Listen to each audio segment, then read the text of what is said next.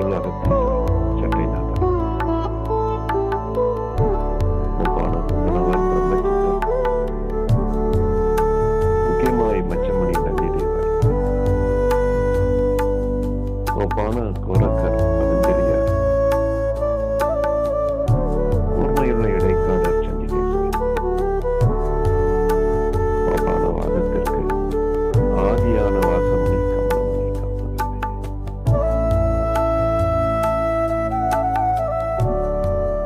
எல்லோரையும் வணங்கி உங்கள் அன்பு உள்ளங்கள் யாவற்றையும் வணங்கி வரவேற்று மகிழ்கின்றோம். அனந்தமே ஜெயம், எல்லாம் கைகூடும். நண்பர்களே,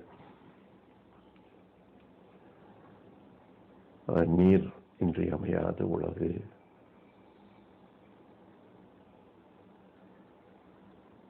நமது ஒவ்வொருவருடைய வாழ்க்கையும் பஞ்சபூதம் என்று சொல்லக்கூடிய உயிர் தத்துவம், அதிலிருந்து வரக்கூடிய சக்தி. காற்று தத்துவம், காற்றிலிருந்து வரக்கூடிய சக்தி. நெருப்பு தத்துவம், நெருப்பிலிருந்து வரக்கூடிய சக்தி. நீர் தத்துவம், நீரிலிருந்து வரக்கூடிய சக்தி. மண் தத்துவம், மண்ணிலிருந்து வரக்கூடிய சக்தி. இவற்றோடு ஒன்றி கலந்து உயிர்கலப்பு பெற்று இவை யாவற்றையும் இணக்கமாக வைத்துக் கொண்டோமேயானால் நமது வாழ்க்கை நாம் நினைக்கும்படி சிறப்பான ஒரு அமைதியான, ஆழமான, இன்முகமான, இன்பமான, சுகமான வாழ்க்கையாக அமைகிறது. இதுதான் ஹார்மனி அப்படின்னு சொல்றோம். இப்போ பூமிக்கு மேல வாழ்ந்துட்டு இருக்கிறோம், அதாவது ஒட்டிக்கிட்டு இருக்கோம்னு வச்சுக்கோமே. பூமிக்கு மேல நகர்ந்துகிட்டு இருக்கோம் புழு பூச்சிகள் போல. ஆனா இந்த வெர்டிகலா, வெர்டிகல் என்ன, நேர்குத்தாக வளர்ந்து கொண்டே இருக்கக்கூடிய சில மரங்கள் போல அவைகள் நடக்க முடியாது. நேர்குத்தாக வளர்ந்து கொண்டிருக்கக்கூடிய செடிகள் போல அவைகளும் நடக்க முடியாது. ஆனா அன்னைக்கே இருந்த அந்த மியூட்டேஷன் சக்தி மனித ரூபத்தில் நடந்து கொள்வதோடு மட்டுமல்லாமல் இயற்கையினுடைய வளங்கள் யாவற்றையும் அறிவதையும், வளங்களை தன்வசப்படுத்திக் கொள்வதற்குண்டான அறிவையும் பெற்றவர் மனிதன். இந்த அறிவினுடைய சிறப்பு என்ன அப்படின்னா, முதல் அறிவிலிருந்து வந்த அறிவு இன்னைக்கு 6வது அறிவு வரைக்கும் வந்திருக்கு அப்படின்னா, அந்த அறிவுக்குள்ளாகவே டிராவல் பண்ணி பயணம் செய்து ஒவ்வொரு அறிவினுடைய தன்மையையும் அறிந்து தனது அறிவினுடைய மேம்பட்ட ஒரு சிறப்பு தன்மையையும் உணரக்கூடியவன் தான் மனிதன். ஆனா அதை எந்த அளவுக்கு அறிந்து வைத்திருக்கிறோம், அதை எந்த அளவுக்கு பயன்படுத்துகிறோம், எந்த அளவுக்கு பயன்பல காணுகின்றோம், பிறரையும் பயன்படுத்தி மகிழ செய்கின்றோம் அப்படிங்கிறதுல தான் ஒவ்வொரு நபர்களுக்கும் வேறுபாடு இருக்கிறது. அது மிகப்பெரிய பொறுப்பில் இருந்தாலும் கூட இந்த அறிவை தக்க முறையில் தக்கபடி பயன்படுத்துவதில் தோல்வியடைந்து விட்டோமேயானால் அது அந்தந்த நபர்களுடைய ஆளுமை தன்மைக்குள்ளாக இருக்கக்கூடிய, அதிகாரத்தன்மைக்குள்ளாக இருக்கக்கூடிய அனைவருக்கும் அதனுடைய தாக்கத்தையும் ஆக்கத்தையும் உருவாக்கி கொள்ளும் அப்படிங்கிறதும் அந்த இடத்துல உண்மைதான். அதனால மனிதன் காட்டு மிராண்டியாக வாழ்ந்து கொண்டிருந்த காலத்திலிருந்து இன்னைக்கு வரைக்கும் பலவிதமான ஆராய்ச்சியும், அந்த ஆராய்ச்சியினுடைய முடிவில் பலவிதமான தெளிவையும் கண்டு உலகத்துக்கு கொடுத்துட்டு இருக்கிறாங்க. அந்த வகையில் பாரத பூமியினுடைய கான்ட்ரிபியூஷன், பாரத பூமியினுடைய ஆக்கம், தயாரிப்பு என்னன்னு பார்த்தீங்கன்னா, மனிதகுலம் முழுமையும் தன்னை உணர்ந்து, தன்னை சார்ந்தோரை உணர்ந்து, தன் நிலைக்குள்ளாக இருக்கக்கூடிய அறிவை உணர்ந்து, அறிவுக்கு காரணமான சக்தியை உணர்ந்து, சக்திக்கு காரணமான ஒரு ஆற்றல், அதுவும் ஆற்றல் தான், அதுவும் ஒரு சக்தி தான், அது பேராற்றல் அப்படின்னு சொல்றோம். இவற்றையெல்லாம் உணர்ந்து மதிக்கும் கால் மட்டும்தான் எல்லோருக்கும், இயற்கைக்கும், எல்லாவற்றுக்கும் இணக்கத்தை மனிதனால் உருவாக்க முடியும். அவ்வளவு சிறப்பு பெற்ற மனிதன். வள்ளுவத்தில் அகர முதல எழுத்தெல்லாம் ஆதி பகவன் முதற்றை உலகு அப்படின்னு கடவுள் வாழ்த்துல தொடங்கக்கூடிய மனிதன் திருவள்ளுவர் மகான். அடுத்த அதிகாரத்துல வேற எதையுமே சொல்லல, வான் சிறப்பை தான் கொடுக்கிறார், நீர் தத்துவத்தை தான் கொடுக்கிறார். இந்த கடவுள் வாழ்த்துல கூட பாத்தீங்கன்னா முழுக்க முழுக்க முழுக்க முழுக்க ஒரு சக்தியை பற்றி தான் சொல்லியிருப்பார். சக்தியை பற்றியும், சக்தியை அறிந்தவர்களுடைய சிறப்பை பற்றியும் சொல்லியிருப்பாங்க. அந்த பேராற்றல் களத்தை பற்றியும், பேராற்றலை உணர்ந்தவர்களுடைய சிறப்பை பற்றியும் தான் சொல்லியிருப்பாங்க. நம்ம மங்கள ஞானத்திலேயோ கதி 2லயோ 10 குறளுக்கும் உள்ளாக இருக்கக்கூடிய அர்த்தத்தையும் ஆழத்தையும் கொடுத்திருக்கிறோம். அது ஆனந்தி அம்மா கையில் இருக்கும்னு நினைக்கிறேன். அது எழுத்து ரூபமாகவும் வாய்ஸ் மூலமாகவும் அது இருக்கும். இப்போ இந்த எனர்ஜி அல்லது சக்தி பிரபஞ்சம் முழுவதும் படர்ந்திருக்கு இல்லையா? படர்ந்திருக்கக்கூடிய சக்தி நம்ம காணக்கூடிய பொருள்களாக, அதாவது புறக்கண்களுக்கு காணக்கூடிய பொருள்களாக மண்ணாக இருக்கிறது, மரமாக இருக்கிறது, மலையாக இருக்கிறது, அது மண் தத்துவம். கடலாக இருக்கிறது, நீராக இருக்கிறது, குடிநீராக இருக்கிறது, மழையாக இருக்கிறது, ஏரியாக இருக்கிறது, குளமாக இருக்கிறது, இது நீர் தத்துவம். பார்க்கிறோம், புறக்கண்களால் பார்க்கிறோம். நெருப்பாக இருக்கிறது, காற்றே அழுத்தமான காற்று என்ற வடிவத்தில் நெருப்பாக பார்க்கிறோம், குண்டமாக பார்க்கிறோம். வீட்டில் இருக்கக்கூடிய அடுப்படியில் நெருப்பை பார்க்கிறோம், லைட்டை பார்க்கிறோம், உடம்புக்குள்ள சூட பார்க்கிறோம். நெருப்பு தத்துவம். காற்று என்ற இடத்துல வரும் பொழுதுதான் சில நேரங்களில் பார்க்கிறோம், சில நேரங்களில் பார்க்க முடியல. ஆகாசம் என்று சொல்லக்கூடிய நேரத்தில் பார்க்கும் பொழுது ஆகாச துகளுக்குள்ளாக இருக்கக்கூடிய எனர்ஜி என்று பார்க்கும் பொழுது சுத்தமாக பார்க்க முடியல, அகக்கண் புறக்கண்ணால். எப்படி நமக்கு அகக்கண் புறக்கண் அப்படிங்கிற அமைப்பு இருக்கிறதோ அதே போல பார்க்கக்கூடிய தத்துவத்திற்குள்ளாக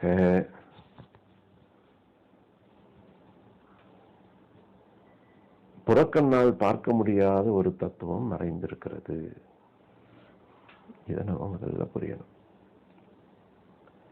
எப்படி உங்க உடம்பை இயக்குவதற்கு ஒரு ஆதார சக்தி உடம்புக்குள்ளாக மறைபொருளாக இருந்து உங்களை நகர்த்தி கொண்டிருக்கிறதோ அதே போல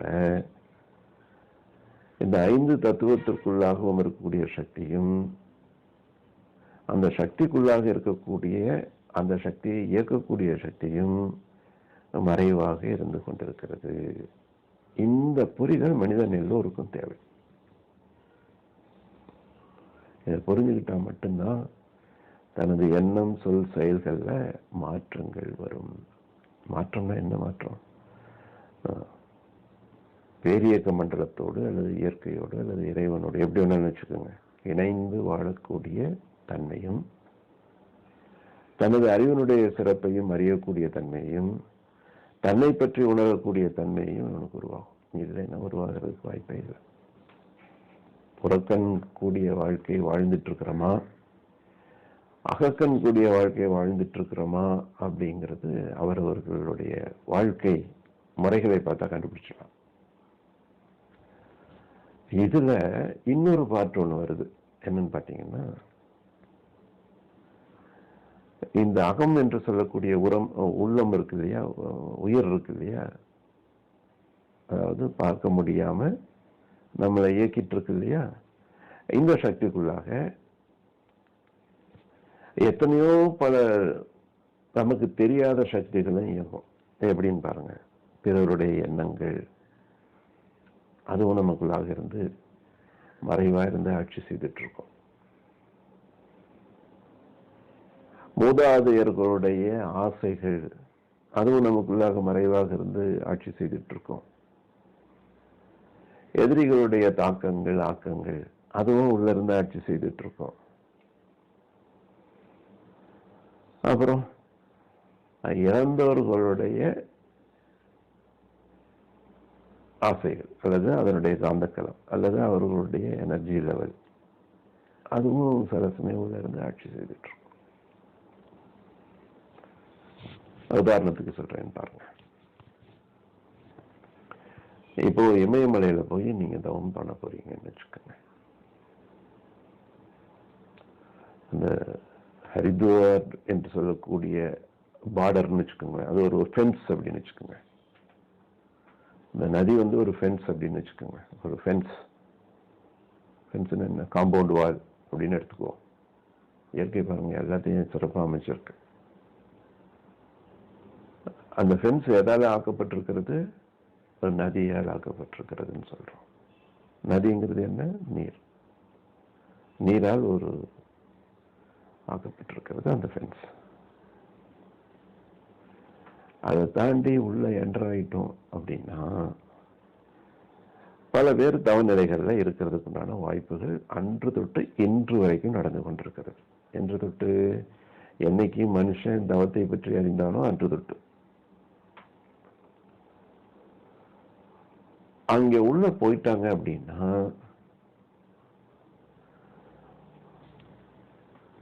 தவ ஆற்றலுக்குள்ளாக இறங்கிட்டாங்க அப்படின்னா என்ன நடக்குது? நோ சென்ஸா மாறியது. இவனுக்கு எண்ணமில்லை, எண்ணமில்லாத நிலை. உயிர் இருக்குதா இல்லையா என்ற உணர்வு கூட இல்லை. உணர்வு இல்லாத நிலை வரும் பொழுது there is no pain and pleasure. உணர்வு வரும் பொழுதுதான் உங்களுக்கு வலி என்ற உணர்வு, வேதனை என்ற உணர்வு, மகிழ்ச்சி என்ற உணர்வு, ஆனந்தம் என்ற உணர்வு எல்லாம். இதையெல்லாம் தாண்டி ஒரு நிலையில அவன் உட்கார்ந்துட்டான்னா அந்த நபர் இந்த தத்துவமாக மாறிவிடுகிறார். அப்படி மாறினதுனால மீண்டும் இயக்கமறு தன்மைக்கு வர முடியாமல் அங்கேயே ஸ்டாட்டிக்காக இருந்துடுறாங்க. அதனால பனி பெஞ்சாலும் அதுக்குள்ளதான் உட்கார்ந்துருக்குறாங்க நம்ம பார்வைக்கு, மழை பெஞ்சாலும் அதுக்குள்ளதான் உட்கார்ந்துருக்குறாங்க நம்ம பார்வைக்கு. அவர்களை பொறுத்த மட்டில் ஒன்றுமில்லை. சரி, ஓகே. இந்த ஒன்றுமில்லாத தன்மை படைத்த நிலைக்களத்திற்குள்ளாக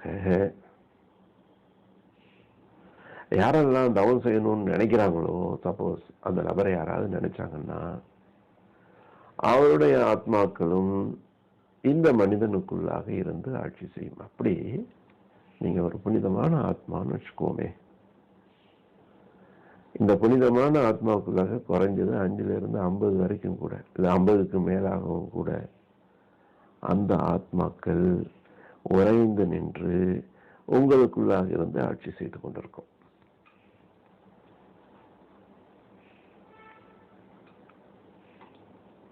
இப்போ நமக்குள்ளாக யாரெல்லாம் இருக்கிறாங்க அப்படிங்கறத இப்ப தெளிவா பார்க்க முடியுது. இது இல்லாம உங்களுடைய அகக்கண்ணை கொண்டு பார்க்கும் பொழுது ஒரு கோடிக்கணக்கான சிற்றறைகள் அப்படின்னு சொல்றோம்.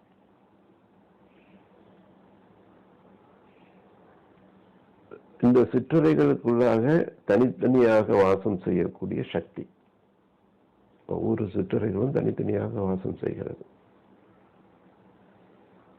இப்ப நமக்குள்ளாதான் இதுவும் நடந்துட்டு இருக்கு. இவ்வளவு நடந்துட்டு இருக்கா. சூரியனுடைய சக்திகள் ஆற்றல் நம்ம சூரிய குடும்பத்தை சார்ந்து இருக்கிறதுனால பக்கத்தில் இருக்கக்கூடிய புதன், சுக்கிரன், சந்திரன், செவ்வாய், குரு, சனி, புளூட்டோ, நெப்டியூன், சூரியனிலிருந்து வரக்கூடிய கதிர்களாக இருக்கக்கூடிய ராகு, கேது, இது இல்லாத மற்ற பிற பால்வழி மண்டலங்களில் இருந்தும் வரக்கூடிய ரேடியேஷன்ஸ் சக்திகள், இவை எல்லாமே கூட நமது புறக்கண்ணுக்குள்ளாக அகக்கண்ணை கொண்டு பார்த்தோம்னா, நமது அறிவை கொண்டு பார்த்தோம்னா, இது எல்லாவற்றையும் செயல்படுத்தக்கூடிய ஒரு மனுஷனா தான் வாழ்ந்துட்டு இருக்கோம். ஓகே, லேசா வெளியில வந்து பாக்குறோம்னு வச்சுக்கோங்க, உடலை விட்டு வெளியில புறக்கண்ணால பாக்குறோம்னு வச்சுக்கோங்க. கணவன், அவனுடைய ஆட்சி, அவனுடைய மந்திரம், அவனுடைய ஆணை, அவனுடைய ஆசைகள். மனைவி, மனைவியினுடைய ஆசைகள், மனைவியுடைய அறிவுரைகள், மனைவியினுடைய அதிகாரங்கள், மனைவியினுடைய சுகதுக்கங்கள். குழந்தை, குழந்தையினுடைய வளர்ப்பு முறை, படிப்பு, அவனுடைய போக்கு, அவன் நமக்கு கொடுக்கக்கூடிய பாடம், அவள் நமக்கு கொடுக்கக்கூடிய பாடம். சகோதர சகோதரிகள், அவர்கள் நமக்கு கொடுக்கக்கூடிய நன்மைகள், தீமைகள், அவர்களால் நமக்கு வரக்கூடிய அனுபவங்கள். தொழில ஏகப்பட்ட கஸ்டமர்ஸ், வாடிக்கையாளர்கள், ஒவ்வொருவரும் ஒவ்வொரு திணிஸ், ஒவ்வொன்றும் தனித்தனி திணிஸ். அவர்கள் கொடுக்கக்கூடிய சக்தி, அவர்கள் கொடுக்கக்கூடிய அறிவு, அவர்கள் கொடுக்கக்கூடிய அனுபவம். சயின்டிஸ்ட், அரசியல்வாதி, ஆன்மீக பெரியவர்கள், அப்புறம் ஒவ்வொன்றுக்குள்ளே இருக்கக்கூடிய உண்மை, ஒவ்வொன்றுக்குள்ளே இருக்கக்கூடிய பொய்மை, வாக்குகள் இருக்கக்கூடிய புனிதம், வாக்குகள் இருக்கக்கூடிய ஆளுமை, வாக்குகள் இருக்கக்கூடிய சக்தி. எத்தனை சக்தி ஒரு தனிப்பட்ட மனிதனை இயக்கி கொண்டிருக்கிறது.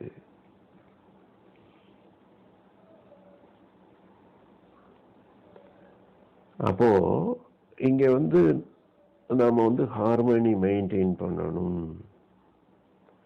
இணக்கமாக இருக்கணும் அப்படின்னு நாம விரும்புறோம்.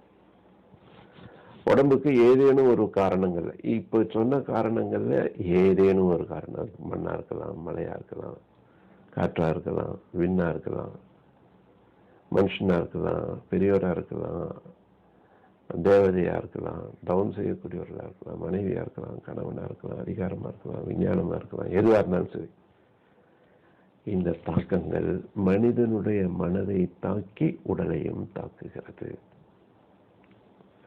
இப்ப உடலை தாக்க வரும் பொழுது நம்ம நெக்ஸ்ட் லெவலுக்கு போறோம், மருந்து மாத்திரைகளை அணுகுகிறோம். ஒவ்வொரு மருத்துவரும் அந்தந்த துறையில தெய்வமாக இருந்து நம்மை காக்கணுங்கிற பொறுப்புல நமக்கு அவர்களுக்கு தெரிந்த அறிவை கொண்டு நமக்கு அறிவை புகட்டுறாங்க. மாத்திரை மருந்து என்ற ரூபத்தையும் கொடுக்கிறாங்க. இதன் மூலமாக வரக்கூடிய நல்வினை, தீவினை, எதிர்வினை, ஆக்கவினை, அதெல்லாம் கூட மறைவர்களாக இருந்து ஆட்சி செய்து கொண்டிருக்கிறது. இப்ப பாருங்க, நீங்க சுதந்திரமா இருக்கீங்களா? நீங்க நீங்களா இருக்கீங்களா? நான் நானா இருக்கிறேனா? எல்லாம் சுத்தமா கிடையாது. இத்தனை ஆளுமைக்கு, இத்தனை ஆட்சி அதிகாரத்திற்கு, இத்தனை பேருடைய சக்தி அதிகாரத்திற்கு, இத்தனை பேருடைய கமெண்ட்ஸ் மத்தியில தான் நம்ம ஆட்சி நடந்துட்டு இருக்கு. இது இல்லாமல் தெய்வம் ஒன்று இருக்கிறது என்றும் சொல்றாங்க. இது இல்லாமல் கருமையும் ஒன்று இருக்கிறது அப்படின்னு சொல்றாங்க.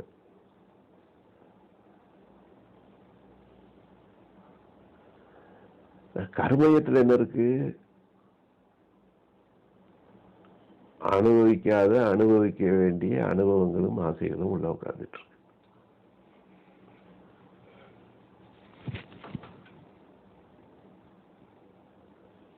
இல்லையா? இறைநிலை எங்க இருக்கு? எங்கேயோ இருக்குன்னு இல்லை, எங்கேயும் இருக்கு, எல்லாவற்றுக்கும் இருக்கு. உங்க கருமையத்தை சுற்றிலும் ஒரு 1000 இல்லை லட்சம் இல்லாட்டி கோடி கயிறு கட்டி இழுத்தீங்கன்னு வச்சுக்கோங்க, இத்தனையும் சேர்ந்துதான் நம்மை ஆட்சி செய்து கொண்டிருக்கிறது. நீங்க யார்? நம்ம சாதாரணமா ஒரு விஷயத்தை எடுத்துக்கிட்டோம், அந்த சாமி கிட்ட போனோன்னா எல்லாம் சரியாயிரும் அப்படின்னு. எப்படி சரியாகும்? நினைச்சு பாருங்க. இத்தனை கோடிக்கணக்கான இணைப்பையும் சரி தட்ட முடியுங்களா? நினைச்சு பாருங்க. சோ இதனை எல்லாம் ஆராய்ச்சி செய்து இதற்குள்ளாகலாம் தக்கபடி அனுசரணையோடு ஒரு இணக்கமான வாழ்க்கைக்குள்ளாக இவனை செலுத்தணும் அப்படின்னு முயன்றிருப்பாங்க பாருங்க ஞானியர்கள். இத்தனையும் கணக்கு போட்டு தானே ஒவ்வொரு விஷயத்தையும் கொடுக்குறாங்க. அப்போ உன்னுடைய வாழ்க்கையில ஒரு துக்கம் வருது, ஒரு கடினம் ஏற்படுது, ஒரு சிரமம் ஏற்படுது, ஒரு இணக்கமின்மை ஏற்படுது அப்படின்னா பாரியா, இத்தனை பேரும் உன்னை ஆட்சி பண்ணிட்டு இருக்கிறாங்க. இந்த ஆட்சியை உன்னையால தடுக்க முடியுமா அப்படின்னு ஒரு கேள்வி கேட்க சொல்றாங்க. அகக்கண்ணால பார்த்தோம்னா 1008 ஆட்சியாளர்கள் இருக்கிறாங்க, புறக்கண்ணால பார்த்தாலும் 1008 ஆட்சியாளர்கள் இருக்கிறாங்க. நீ அகக்கண்ணால பார்க்கக்கூடிய ஆட்சியாளர்களையும் சமாதானப்படுத்தணும், அவர்களுக்கும் இணக்கமா இருக்கணும். புறக்கண்ணால பார்க்கக்கூடிய ஆட்சியாளர்களையும் சமாதானப்படுத்தணும், அவர்களோட இணக்கமா இருக்கணும். அப்பதான் நீ பீஸ்ஃபுல்லா இருக்கணும். நடக்கிற காரியமாயா சொல்லுங்க?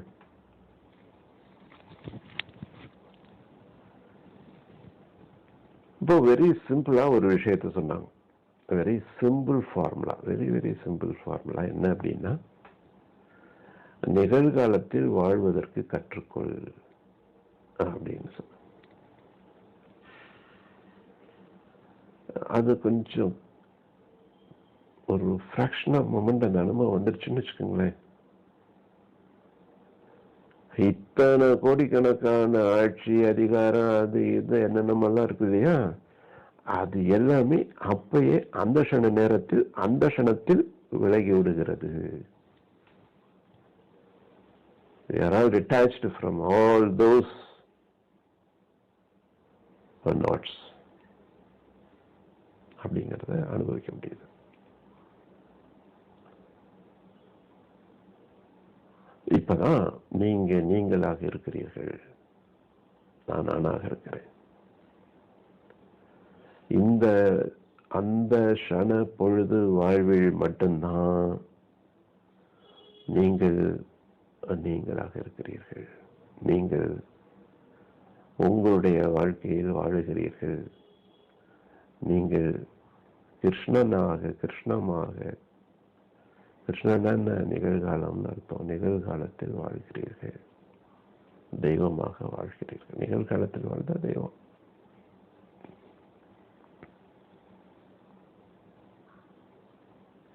சரியா?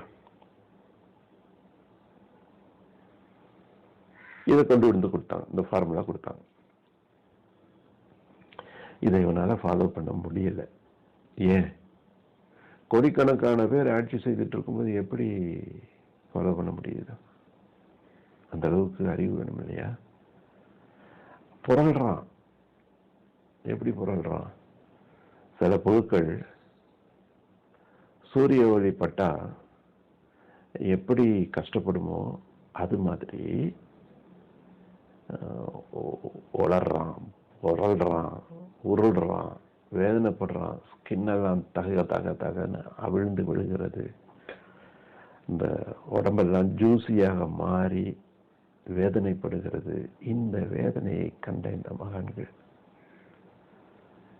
பாவம் அந்த ஜந்துக்கள்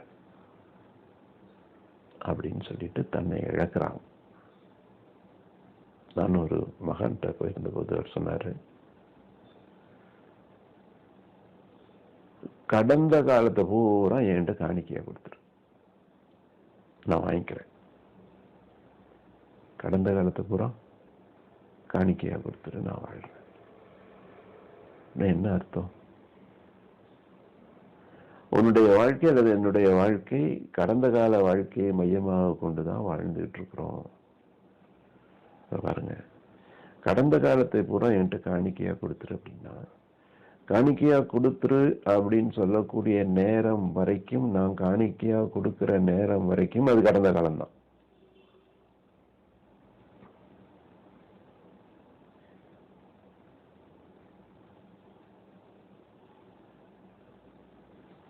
இப்போ கடந்த காலத்தை காணிக்கையா கொடுத்துட்டேன்னு வச்சுக்கோமே, இந்த க்ஷண பொழுதுல நம்மகிட்ட ஏற்படக்கூடிய அனுபவம் எதுவாக இருக்கும் அப்படின்னா, we are in the state of nothingness.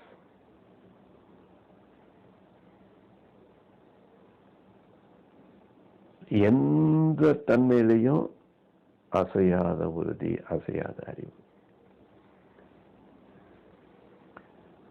in the presence.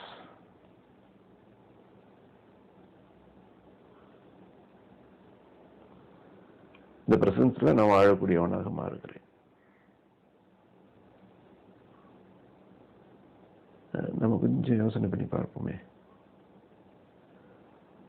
நீங்க யோசனை பண்ணி பாருங்களேன். ஒவ்வொரு நிகழ்வும் கடந்த காலத்தை அடிப்படையாக கொண்டுதான் உங்ககிட்ட வாழ்க்கையில மின்னிட்டு இருக்கும், மிளறிட்டு இருக்கும். அது ப்ரொஃபஷனலா இருக்கலாம், இல்ல ஆன்மீகமா இருக்கலாம், இல்ல சாதாரணமான குடும்ப வாழ்க்கையா இருக்கலாம். எதுவாக இருந்தாலும் நீங்கள் கடந்த காலத்தை அடிப்படையாக கொண்டுதான் வாழ்ந்து கொண்டிருக்கிறீர்கள் என்பது நல்லா புரியும். இதுல இன்னும் மறைவா இருக்கிறது என்ன அப்படின்னு பார்த்தோம்னா, வினைகள்னு ஒண்ணு சொல்லி வச்சிருக்கிறோம். வினைகள்னா அப்பா அம்மாவுக்கு முன்னாடி உள்ளவர்கள் செய்த செயல்களும் கூட வினைகளாக தக்கி நிற்கிறது.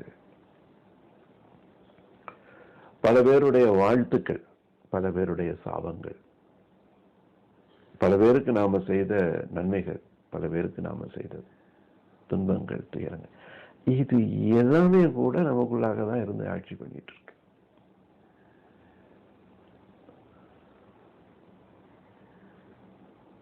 மனிதா அப்படின்னு சொல்ற மாதிரி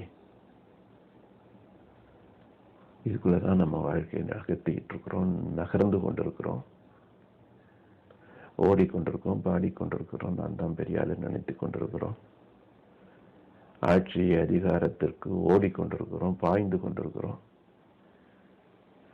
பலவிதமான அதை பிடிக்கணுங்கிறதுக்காக பலவிதமான செய்யக்கூடாத செயல்களை செய்து கொண்டிருக்கிறோம். எந்த ரூட்ல போனா அதிகாரத்தை பெறலான்னு பார்க்கிறோம். அது எந்த அதிகாரமா இருந்தாலும் சாதாரணமா குடும்பத்துக்குள்ள நான் தான் பெரிய ஆளுங்கிறத காட்டணுங்கிற அதிகாரத்துல இருந்து, அலுவலகத்துல நான் தான் பெரிய ஆளுங்கிற அதிகாரத்தை காட்டணுங்கிறதுக்காக பதவி உயர்வு வாங்குறதுல இருந்து,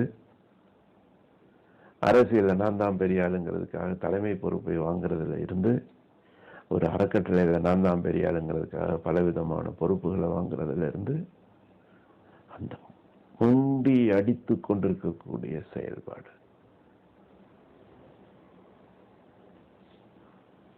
இது ஒரு பக்கம். எனது கருத்தே உயர்வானது அப்படின்னு நிறைய பேர், அறிவு ஜீவிகள் நிறைய பேர் இருப்போம். என் கருத்தை நீ ஏத்துதான் ஆகணும், நான் அன்னைக்கே சொன்னேன் இல்லையா, இன்னைக்கே சொன்னேன் இல்லையா, இதெல்லாம் சேர்ந்து மனிதனை அப்படியே கசக்கி பொழிந்து கொண்டிருக்கிறது. கடந்த கால வாழ்க்கையினுடைய நினைவுகளும், நினைவு அலைகளும், அனுபவங்களும், ஆராய்ச்சிகளும் தான் இந்த க்ஷண நேரமாக நாம வாழ்ந்து கொண்டிருக்கிறோம் என்பதற்கு மாற்று கருத்து நீங்க சொல்லவே முடியாது.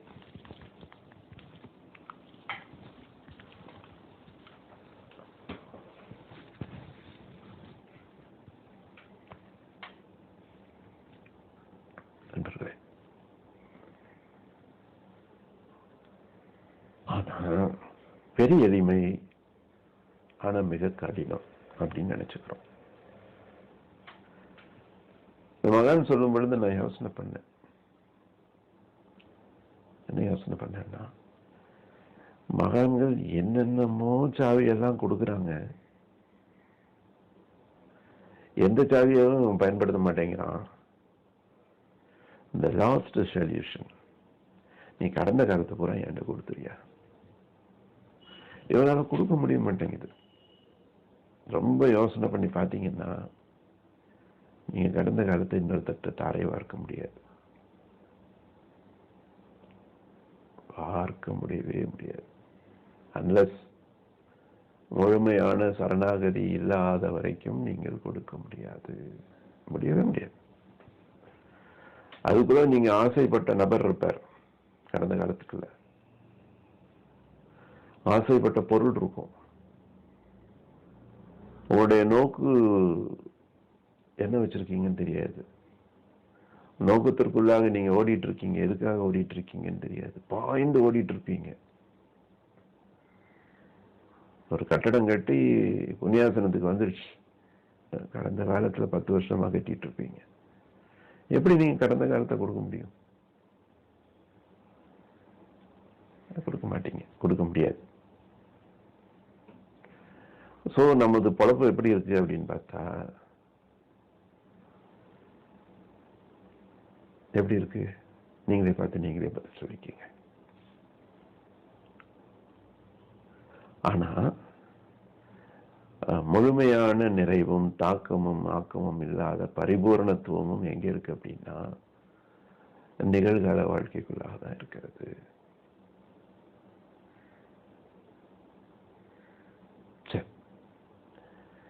இந்த நிகழ்கால வாழ்க்கைய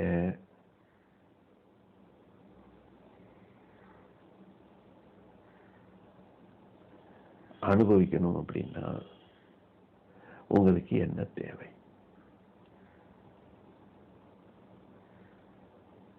என்ன தேவை? ஒரே ஒரு வார்த்தையில சொல்லிடலாம், தேவையில்லாத மனம் தேவை அப்படின்னு சொல்லிடலாம்.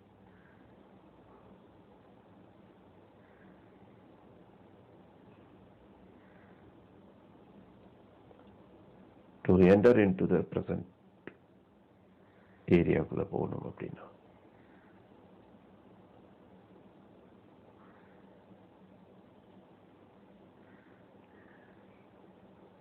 இல்லையா?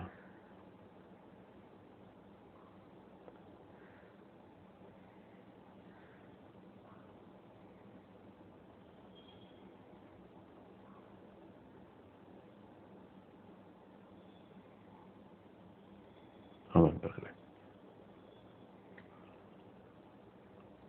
யார் யாரோ என்னென்னமோ பிராக்டிஸ் எல்லாம் கொடுக்குறாங்க, நாமளும் செய்யறோம். End, the ultimate,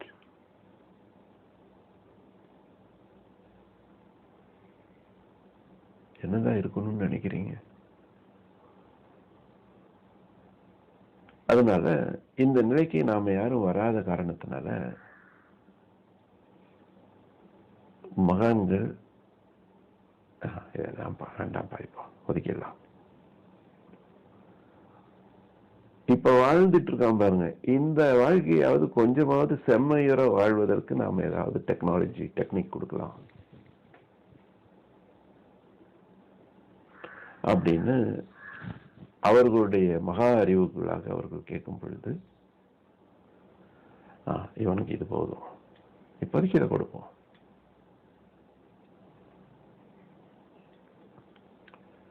அப்படின்னு சொல்லிட்டு உண்மையை உரைக்க ஆரம்பிச்சாங்க. இங்க பாரு தம்பி, நீ சாதாரணமானவன் இல்லை, உன்கிட்ட ஒரு மகா பெரிய சக்தி இருக்கு. அந்த சக்தியும் எல்லாவற்றையும் ஆளுகின்ற சக்தியும் எல்லாம் ஒண்ணுதான். அவ்வளவு சிறப்பு பெற்றவனாக நீ இருக்கிற. இந்த சிறப்பு பெற்ற அறிவை வீணாக்கி விடாதே.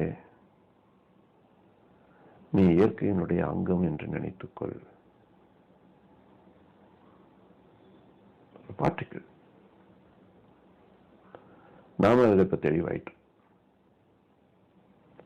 இயற்கையில நான் ஒரு பார்ட்டிக்கிளாக இருக்கிறேன். நான் இயற்கையில ஒரு பார்ட்டிக்கிளா இருக்கிறேன்னு நினைக்கக்கூடிய அந்த க்ஷணத்துல கூட நமக்கு வலி என்ற உணர்வு இல்லை, வெறுப்பு என்ற உணர்வு இல்லை, அதீதமான ஒரு உணர்வு தோன்றுகிறது நினைக்கும் பொழுது. அடுத்தது சொன்னாங்க, இந்த இயற்கையோடு இயற்கையாக நீ மாறுவதற்கு, இணங்கி நடப்பதற்கு உண்டான ஃபார்முலாஸ். இந்த இணக்கம் வந்துருச்சு அப்படின்னா சம்வாட் ஒரு உயர்ந்த அறிவு, உயர்ந்த வாழ்க்கைக்குள்ளாக நீ வர்ற அப்படின்னு சொல்றாங்க. அப்ப அறிவுல உனக்கு ஒரு அடுத்த கட்ட தெளிவு ஏற்படுகிறது. நேற்றைக்கு வரைக்கும் நான் நினைச்சிட்டு இருந்தது பொய் அப்படிங்கறத நினைக்கிறான். இதுக்குள்ள வந்தோன்னா புதிய புதிய அறிவுகள் எல்லாம் இவனுக்கு தெரிய வருது. வாழ்க்கை என்பது வேற. நேற்றைக்கு வரைக்கும் வாழ்ந்துட்டு இருந்த வாழ்க்கை வேறு, இன்னைக்கு நான் வாழக்கூடிய வாழ்க்கை வேறு, வாழ்ந்து கொண்டிருக்கக்கூடிய வாழ்க்கை வேறு.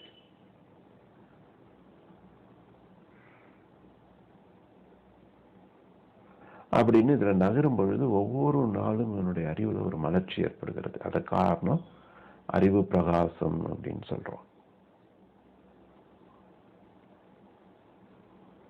அப்படி ஏற்படும் பொழுது மண்ணை, நீரை, நெருப்பை, காற்றை, விண்ணை மதித்து போற்றணும் என்ற வாழ்க்கை முறை அவனுக்கு அமைகிறது.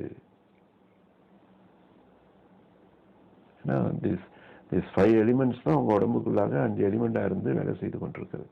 மண், நீர், நெருப்பு, காற்று, விண்.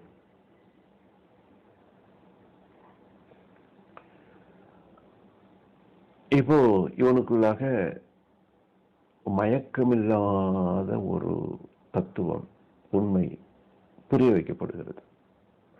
என்ன புரிய வைக்கப்படுகிறது? இது மண்ணா இருந்தாலும் சரி, மரமா இருந்தாலும் சரி, புல்லா இருந்தாலும் சரி, பூச்சியா இருந்தாலும் சரி,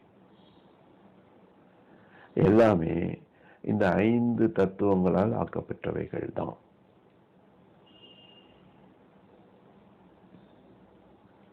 பார்க்கிறோம். பக்கத்துல இருக்கிற பூச்சிக்குள்ள என்ன இருக்குதோ 5 பூதம் தான் எனக்குள்ளேயும் இருக்குது. அது பூச்சியா இருந்து பணி செய்து கொண்டிருக்கிறது, நான் மனுஷனா இருந்து பணி செய்து கொண்டிருக்கிறேன். பூச்சியா இருந்து என்னென்ன செயல்களை கட்டளை எடுப்பட்டு அந்த செயல்களை பூச்சி செய்து கொண்டிருக்கிறதோ அதை மனிதனுக்கு உண்டான செயல்களையும் சேர்த்து செய்து கொண்டிருக்கிறான். இதுல என்ன விஷயம் நடந்துருச்சு அப்படின்னா, அது 3 அறிவு ஜீவன், இவன் 6 அறிவு ஜீவன்.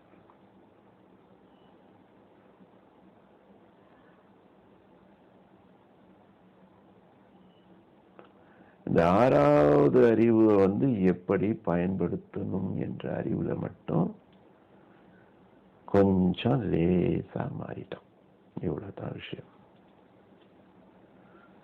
சிந்தனை, சீர்திருத்தம், செயல்பாடு எவ்வாறு என்ற விடையையும் தெளிவையும் காணுவதில் பேதங்கள் ஏற்பட்டன.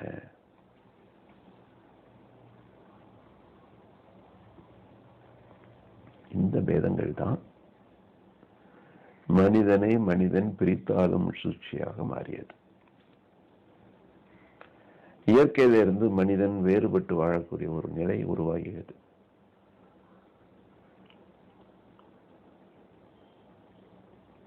அப்படி இருந்தோம் இந்த நிலைக்களத்திற்குள்ளாக பெரியவர்கள் விடல. நம்மளால முடிஞ்ச பணியை நாம செய்யலாம். மேலிருந்து ஆணை இந்த பணி செய்வதற்குண்டான சக்தி, அறிவு நமக்கு இயற்கை கொடுத்து கொண்டிருக்கிறது. அதை நாம விஸ்தீரணம் செய்து கொண்டிருப்போம். இந்த இடம் ரொம்ப முக்கியமான இடம் ஐயா.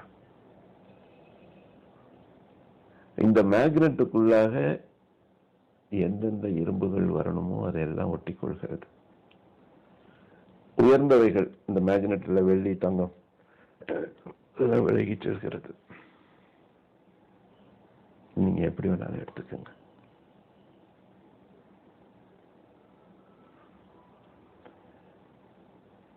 ஒரு மாஸ்டர் அல்லது ஒரு குரு அல்லது ஒரு மகான் அல்லது ஒரு தெய்வம், எப்படியோ உங்க மனதை பொறுத்து எடுத்துட்டீங்கன்னா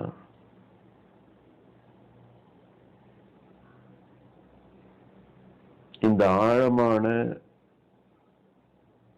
பிரசன்ஸ்ல வாழ்ந்து கொண்டிருக்கக்கூடிய நபருடைய காந்த களத்திற்குள்ளாக, அறிவு களத்திற்குள்ளாக, ஆற்றல் களத்திற்குள்ளாக நீங்களும் சங்கமிக்க கூடிய ஒரு நிகழ்வு நடைபெற வேண்டுமேயானால்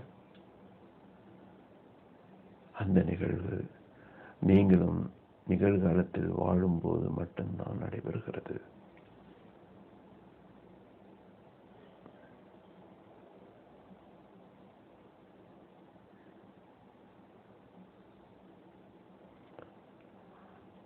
புரிஞ்சிருச்சா? புரியுறேன்னு நினைக்கிறேன்.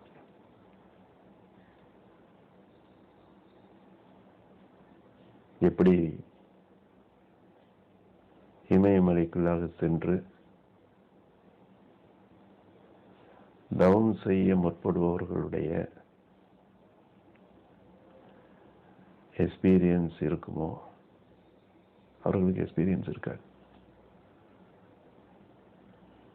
அவர்களோடு நீங்கள் தொடர்பு கொண்டால் நீங்களும் தன்மயமாகி விடுவீர்கள்.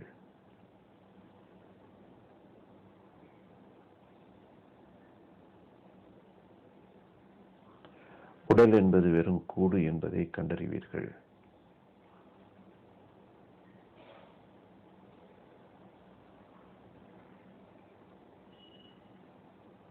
இப்போ தெரியும் மக்கள் ரொம்ப சிரமப்பட்டு இருக்காங்களே அப்படின்னு.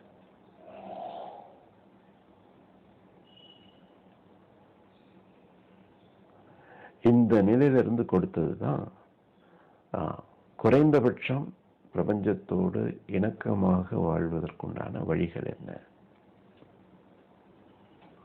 குறைந்தபட்சம் அந்த வழிகள்ல தான் தவம், தத்துவம், ஆத்மசாதகம், யோகம், பக்தி யோகம், கர்மயோகம், ஞான யோகம், ராஜயோகம்,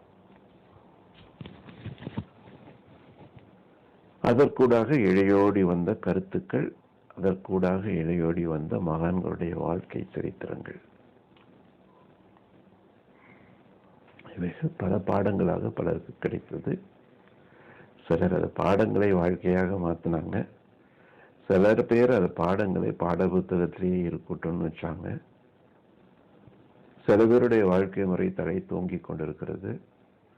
சில பேருடைய வாழ்க்கை முறை அவரவர்களுக்கு தகுந்த மாதிரி தலை தோங்கிக் கொண்டிருக்கிறது. குறை சொல்றதுக்கு ஒண்ணுமே இல்லை.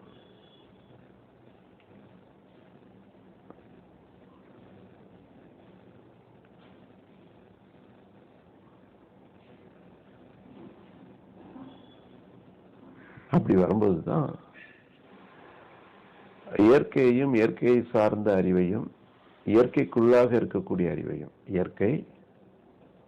இயற்கைக்கு ஊடாக இருக்கக்கூடிய அறிவு, அதிலிருந்து வரக்கூடிய சக்தி, இவை யாவற்றையும் போற்றணும், மதிக்கணும், வாழணும், அதன்படி பின்பற்றி நடக்கணும் அப்படிங்கிற போதனை ஏற்பட்டது.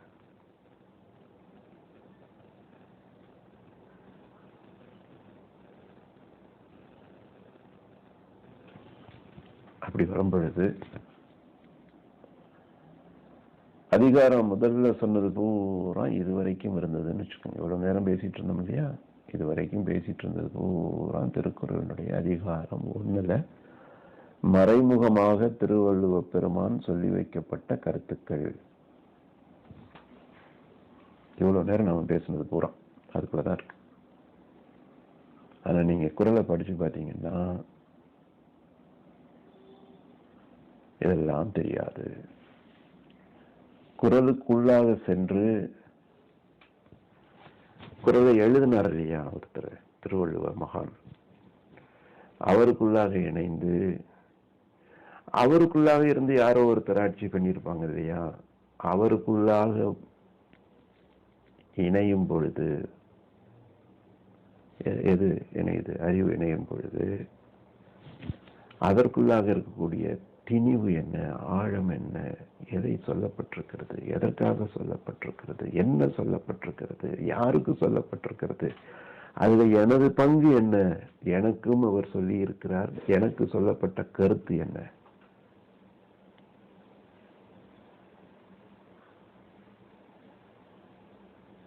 அப்படிங்கிறது அப்பதான் நமக்கு விளங்கும். அப்படியாப்பட்ட மகான் அடுத்த அதிகாரத்தில் கொடுத்திருக்கக்கூடியது வானினுடைய சிறப்பு. வான் என்றாலே அவர்களுடைய கருத்து மழையாகத்தான் சொல்றாங்க. அதை மழைன்னு எடுத்துக்கலாம், நீருன்னு எடுத்துக்கலாம், அமிழ்தம் என்றும் நினைத்து கொள்ளலாம். அமிர்தம், மழை இஸ் ஈக்குவல் டு அமிர்தம் என்றுதான் ஆரம்பிக்கிறார்.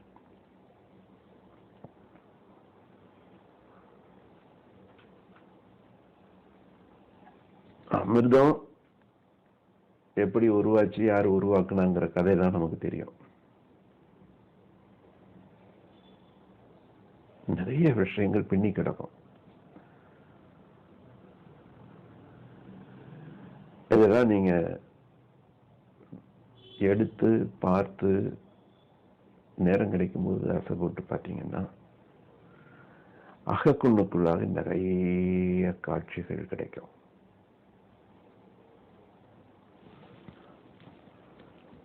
வான் நின்று உலகம் வழங்கி வருதலால் தான் அமிழ்தம் என்றுணரப்பாற்று. வான் நின்று உலகம் வழங்கி வருதலால் தான் அமிழ்தம் என்றுணரப்பாற்று.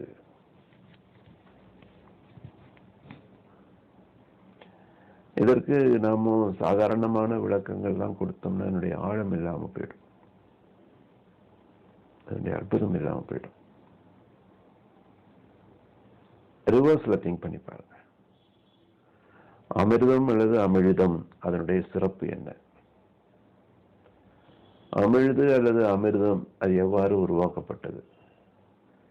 அமிழ்தம் அல்லது அமிர்தம் நமக்குள்ளாக எவ்வாறு ஊறிக்கொண்டிருக்கிறது?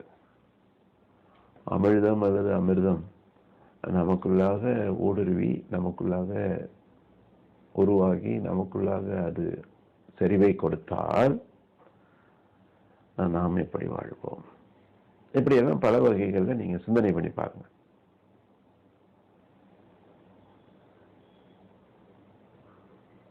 வான்னா என்ன, உலகம்னா என்ன, வான்னா என்ன, உலகம்னா என்ன,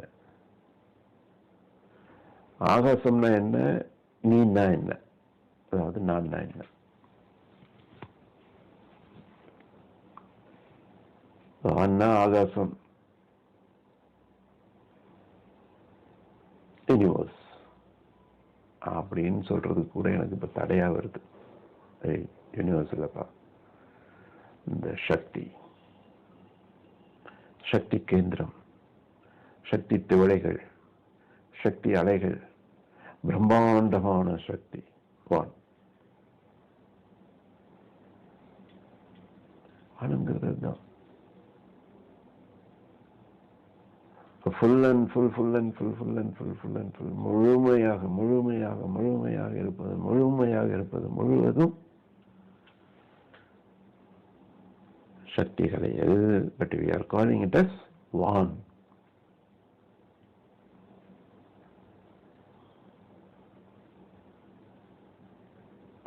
வான் நின்று, நின்றுனா நிறைத்து, உலகமாக, உலகம்னா யாரு? நீங்க உலகம்தான். நீங்க உலகம் தானே. பட் நீங்க என்ன நினைக்கிறீங்க அப்படின்னா, நான் மனிதன் அப்படின்னு நினைக்கிறீங்க. உங்க நினைப்பு முழுவதும் ஒவ்வொரு படிநிலைகளாக உயர்ந்து வர வர வர உங்க நினைப்பு எல்லாமே மாயை, தவறு, பொய் அப்படிங்கிறது புரிஞ்சிடும். நீங்க நினைச்சிட்டு இருக்கிறது எல்லாமே புரிஞ்சிடும். நான் வாழ்ந்துட்டு இருக்கிறது, நாளைக்கு வாழணுங்கிற மாதிரி ஒரு பிளான் பண்ணிட்டு இருக்கிறது எல்லாமே ஒரு பொய்யான வாழ்க்கை அப்படின்னு புரிஞ்சிடும், நல்லா புரிஞ்சிடும். வான் நின்று உலகமாகவும் நின்று, வான் உலகமாகவும் நின்று வழங்கி. யார் வழங்குறா? வான் வழங்குகிறது.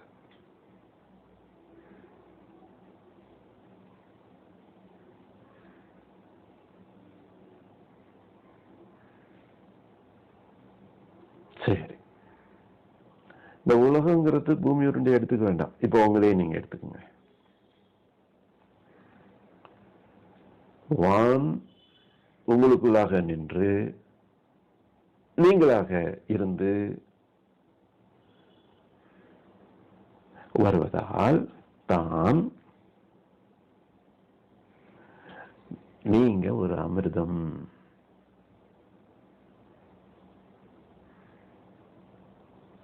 உங்களுக்குள்ளாக அமிர்த சுரப்பு என்பது ஏற்பட்டு கொண்டிருப்பதை நீங்கள் காண வேண்டும், மதிக்க வேண்டும், பின்பற்ற வேண்டும், பயன்படுத்த வேண்டும், பாதுகாக்க வேண்டும்.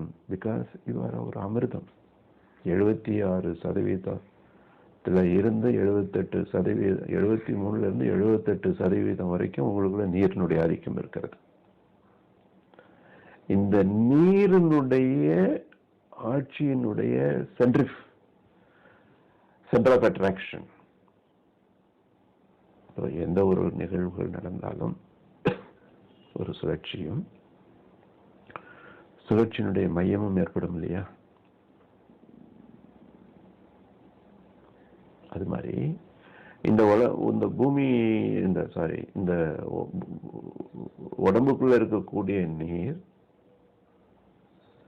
நீரினுடைய சக்தி ஓட்டம், அதனுடைய மையபாகம், அதிலிருந்து வரக்கூடியது என்ன? இதுதான் கொஸ்டின். இன்னைக்கு டாக்டர் தேவி அம்மா சிறப்பா ஒரு குழு கொடுத்தாங்க நமக்கு.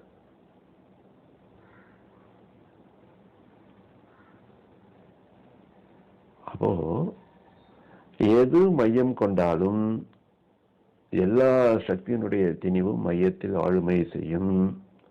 எல்லா சக்தியினுடைய ஆளுமையும் உங்களுக்குள்ளாக ஆற்றலை அபரிமிதமாக கொடுக்கும். அப்படியே எவ்வளவு அழகா தொடங்குறாரு பாருங்க. வான் நின்று உலகமாக வழங்கி வருவதால் தான், வழங்கி வருதலால் தான் இந்த உடம்புக்குள்ளாக நான் சொல்லக்கூடியது என்னுடைய கருத்தாகவும் இருக்கலாம், இல்லாட்டி எனக்குள்ளாக இருந்து போதிக்கக்கூடியவர்களுடைய கருத்தாக இருக்கலாம். ஸோ நீங்க வேற எதையாவது கம்பேர் பண்ணி பார்த்து நான் சொல்லக்கூடிய கருத்து நீங்க தவறாக எடுத்துக்கொண்டாலும் சரி, சரியாக எடுத்துக்கொண்டாலும் சரி, இதற்குள்ளாக வேற ஏதோ ரகசியம் இருக்குன்னு எடுத்துக்கொண்டாலும் சரி, அதற்குலாம் நான் பொறுப்பு துறப்புன்னு சொல்லுவேன் பாருங்களா, அது மாதிரி அதுக்கெல்லாம் நான் பொறுப்பு இல்லை.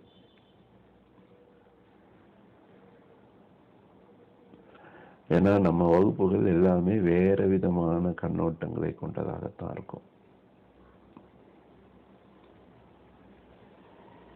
காற்று இடைவெளி கண்ணம்மா,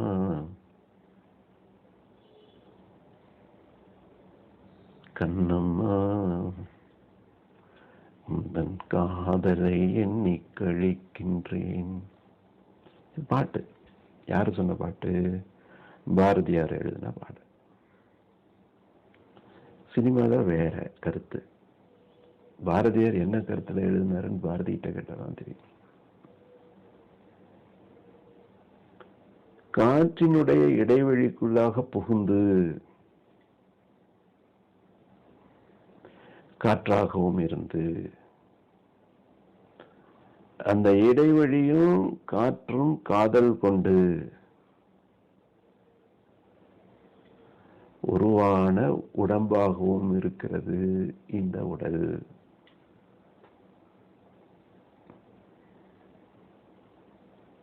இந்த காற்றுக்குள்ள இன்னொரு காற்று, ரெண்டும் காதல் கொண்டால் நீர்.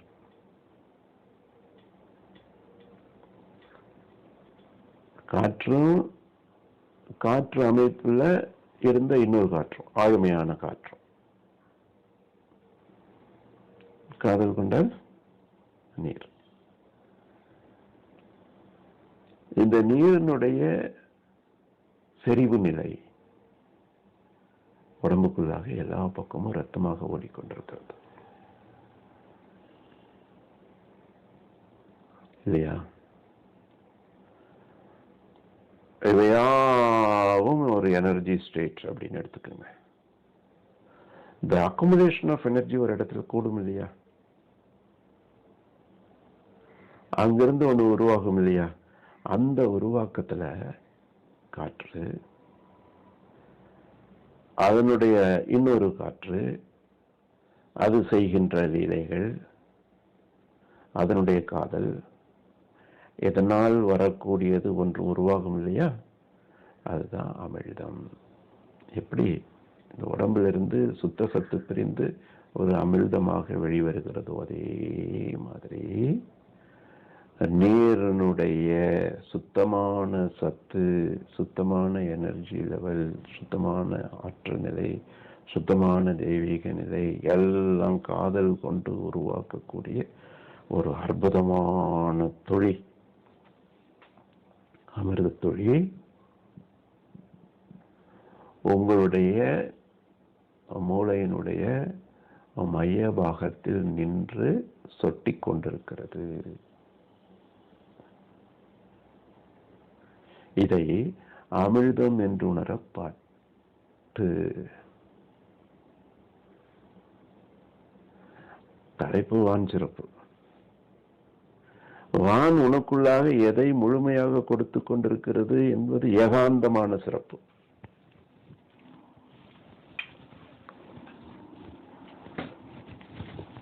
இதை நீ போற்றணுமா, இதை நீ பாதுகாக்கணுமா, இதை நீ வளர்க்கணுமா, வளர்த்தேன்னா பாதுகாத்தேன்னா நீ எல்லா வகையிலும் நிகழ்காலத்தில் வாழ முடியும்.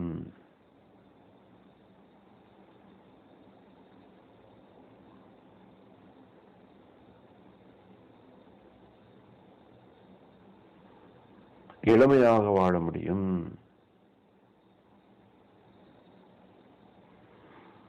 நிகழ்காலத்தில் வாழ்வதற்கு பேரு தான் தவமே. தவம் சொல்றோம் இல்லையா? தவம் என்பது நிகழ்காலத்தில் வாழ்தல்.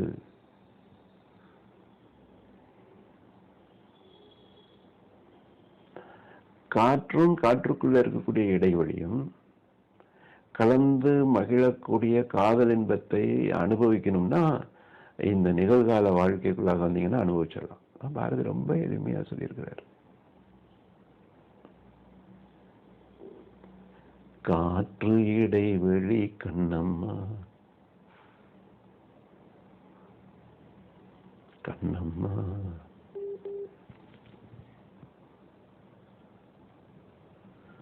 உந்தன் காதலை எண்ணி கழிக்கின்றேன்.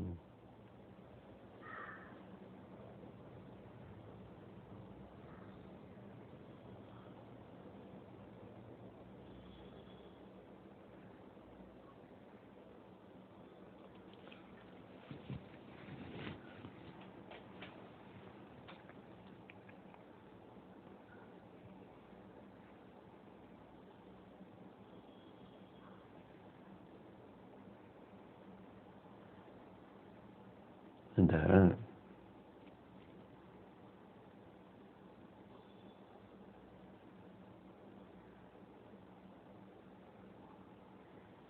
மருத்துவ ஆராய்ச்சி துறையில டிஎன்ஏன்னு ஒரு கான்செப்ட் இருக்கு.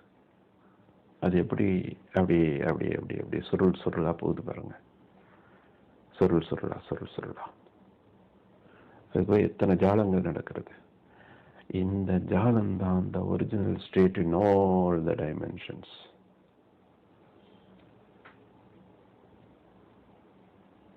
அப்படியே காற்றுக்குள்ள கொண்டு போனீங்கன்னா இந்த டிஎன்ஏ அந்த வடிவத்தையும் அதையும் நீங்க கற்பனை பண்ணி பார்த்தீங்கன்னா ரொம்ப அழகா புரியும் உங்களுக்கு. இது அங்கே மட்டும் இல்லை, எல்லா இடத்துக்கும் பொதுவானது திஸ் கான்செப்ட்.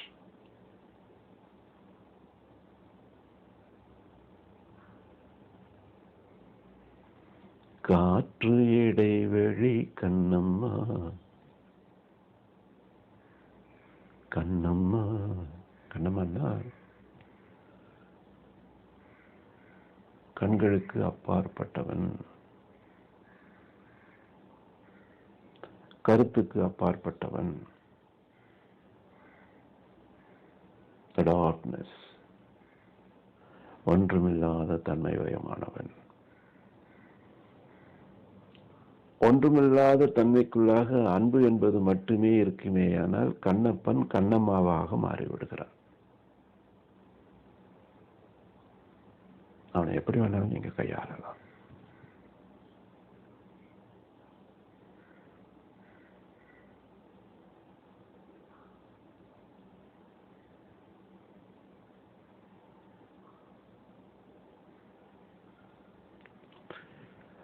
கண்ணம்மா உங்களை காதல் செய்து கொண்டிருப்பதால் மட்டும்தான் நானும் நீங்களும் உயிர் வாழ்ந்து கொண்டிருக்கிறோம் நண்பர்களே. வீட்டில் இருக்குங்க.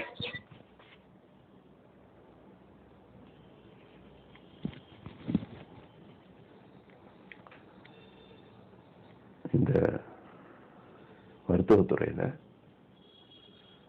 டிஎன்ஏங்கிற ஒரு கான்செப்டுக்கு ஒரு வடிவம் கொடுத்திருப்பாங்க இல்லையா?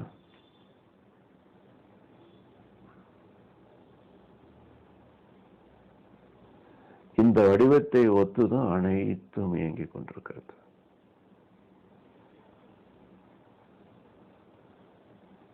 காற்று, காற்றுக்குள்ள ஒரு காற்று, அதை இசைத்துக் கொண்டிருக்கக்கூடிய இடைவெளி, காற்று, காற்றினுடைய இடைவெளி கண்ணம்மா. கண்ணம்மான்னா கண்களுக்கு அப்பாற்பட்டவன், புறக்கண்களுக்கு அப்பாற்பட்டவன். அது ஏன் அம்மா? அன்பு அப்பாவுக்குள்ள சேர்ந்தா அம்மா.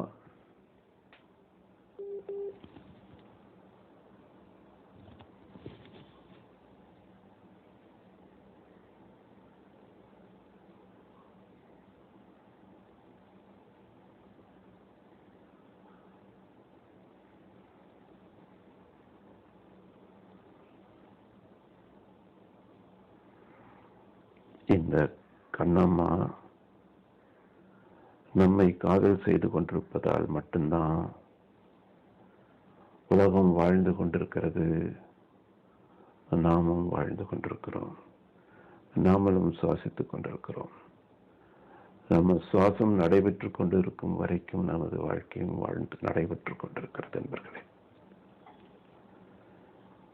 காற்றும் காற்றுக்குள்ள இருக்கக்கூடிய இடைவெளியும் காதல் செய்யாமல் இருப்பின் இங்கு எந்த ஜீவனும் கிடையாது என்பர்களே.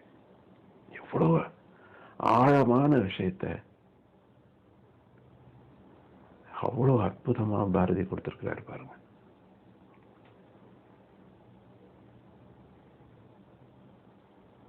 இப்ப நம்ம மாறுபட்ட கண்ணோட்டத்துல பார்க்கிறோமா?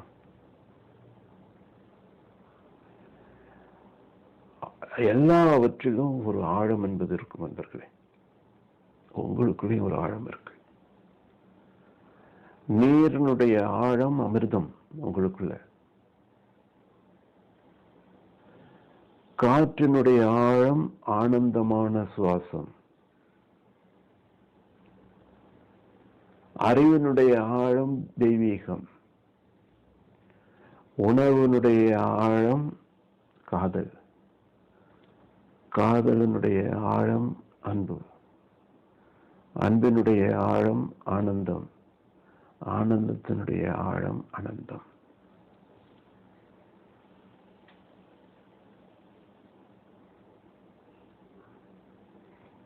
அந்தத்தினுடைய ஆழம் நீங்கள் நித்திய சுரூபம் என்பது, நித்திய வஸ்து, எக்ஸிஸ்டன்ஸ்.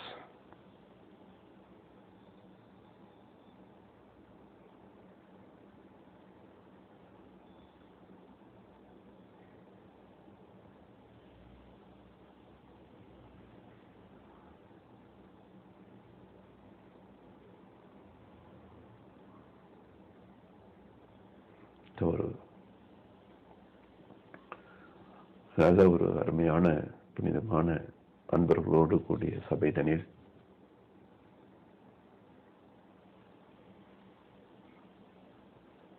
இந்த நித்திய சுரூபமாக இருக்கக்கூடிய நான் என்று சொல்லக்கூடிய, தான் என்று சொல்லக்கூடிய அகங்காரம் இல்லாத பூரணமான சரணாகதி தத்துவத்தில் திளைத்து நின்று கொண்டிருக்கக்கூடிய அடியேனும்